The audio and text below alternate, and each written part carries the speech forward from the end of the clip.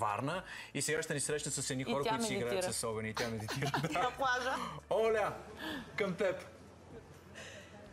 Искам да ви кажа, че и аз съм много дзен. Казват, че морето не е до колене, при мен е до глезени. Специално съм във водата, защото сега ще стане много горещо. Подгответе се и вие, вземете си пожарогасители, защото ви срещам с една трупа, която буквално запали морска гара по време на нашата среща.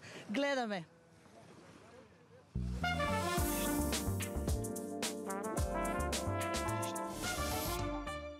Те са обиколили цял свят, всички фестивали, работили са с 50 Cent, с Snap, с много световни звезди. Аз съм в момента с Иван Ценков, който е идеен баща на проекта.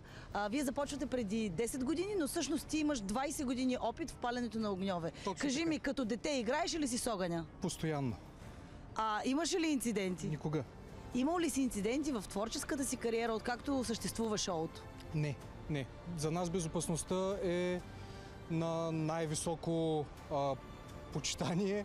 Всички от артистите са сертифицирани за безопасна работа с огън, борба с пожари, така че много се стараем да нямаме инциденти. Винаги сме с преценени рискове, ако мога така да кажа. Кажи ми, как започна да се занимаваш професионално с това? Какво те вдъхнови? След като завърших първото инженерно, си зададох въпроса какво искам да правя с живота си и реших, че не искам да стана на 70 и да се чудя какво би било, ако поема по пътя на огъня. И реших да последвам страстта си и не съжалявам нито за миг. Кое беше нещото, което видя и истинските впечатли, и истинските вдъхнови да започнеш и да правиш трикове с огън? Всичко започна много отдавна. Случайно видях човек, който върти огън. И моментално знаех, че това е нещо, което искам да правя, нещо, което трябва да правя, без дори да знам за това изкуство. Аз всъщност му се скарах от първия път, когато го видях, че върти огън. След това... Какво ви кажа, момче, ще запалиш нещо? Да, скарах му се наистина, да. Но всъщност тогава ми обясниха за това, че се върти огън и че има такова изкуство и аз бях изключително вдъхновен. След което следващия ключов момент беше, когато видях един американец, Джонатан Алварес, който въртеше трипоя и това е нещо, което всъщност ме накара да започна отново да се отдам на тази страст и всъщност след това всичко ескалира в професионална кариера. И сега 20 години по-късно с твоето шоу ти поставяш България на световната карта, фестивали и атракциони и всъщност печелиш много награди. Коя ти е най-ценната награда, най-ценното признание? Разбира се, че това е наградата ИКАР на Съюза на артистите България, защото все пак сме български артисти и това да получим признание тук сред нашите зрители, сред нашия народ, това е най-голямото признание. За мен това беше висша цел да мога да поставя нашето изкуство на същата сцена с всички висши изкуства, всички... Вие сте и първите варненци, които печелят ИКАР за сценични изкуства и атракциони. Последваха ли след вас други такива? Не съм наясно, но аз всъщност не знаех и когато го спечелихме, че сме първите. Така че след това мисля, че няма. То беше сравнително скоро, така че няма... Бил си на кръстопът, дали да заминеш за Америка или да се отправиш към Европа, но този кръстопът те води до Чехия, където имаш интересна среща. Как се преобърна съдбата ти там?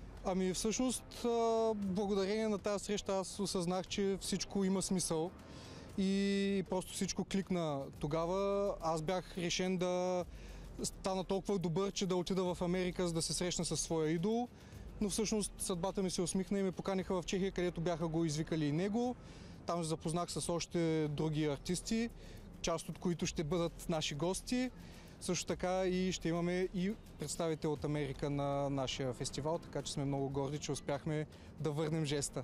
Сега е момента да поканим нашите зрители, да кажем те празнуват 10 годишен юбилей от основаване на трупата. Ще има на колко декара ще е шоуто? На всичките.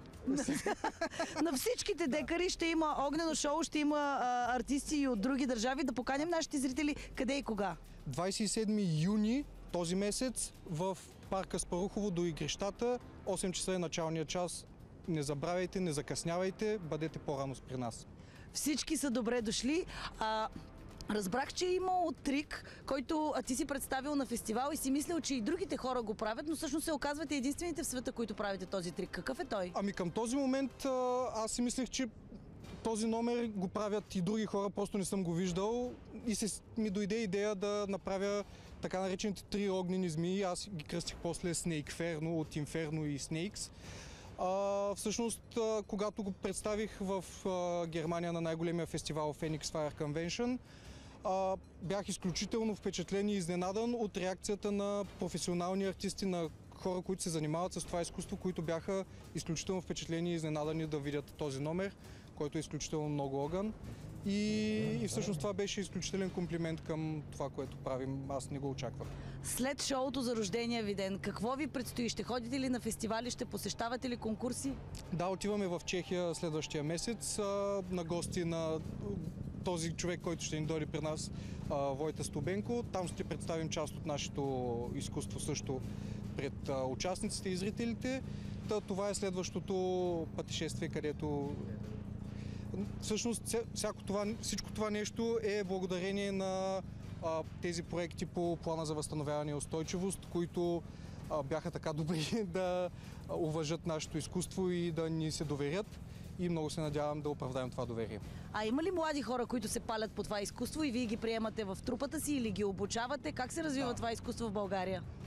Има доста хора, които се занимават. В момента най-младият ни член е на 13 години. Той също ще представи един номер на нашия рожден ден. Да, имаме желание да предадем факлата, ако мога така да кажа, и на следващото поколение, защото това е много важно. Аз всъщност почнах съвсем малко по-голям от него, така че това е правилна възраст да се започне изграждане на навици. Пожелавам ви един страхотен рожден ден, много успехи в Чехия и да продължавате все така да палите не само младите, но и гостите и жителите на Варна. Вие, уважаеми зрители, особено 13 годишни уважаеми зрители, не правете това вкъщи, просто елате до Варна да се насладите на шоуто. В училище.